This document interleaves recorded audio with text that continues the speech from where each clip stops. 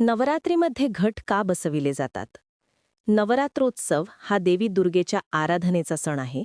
या सणामध्ये घटस्थापना किंवा घट बसविणे हा अत्यंत महत्त्वाचा धार्मिक विधी आहे. घट बसविण्याचे महत्त्व. सृष्टीचे प्रतीक.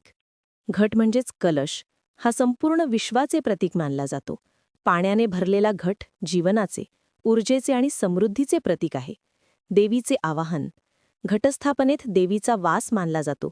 घटावर नारळ ठेवून त्यास पानांचा मुकुट घातला जातो व त्यात देवीची शक्ती प्रतिष्ठित केली जाते. सात्विक ऊर्जा निर्माण. घटस्थापना केल्याने घरात सात्विक ऊर्जा निर्माण होते व वातावरण शुद्ध राहते.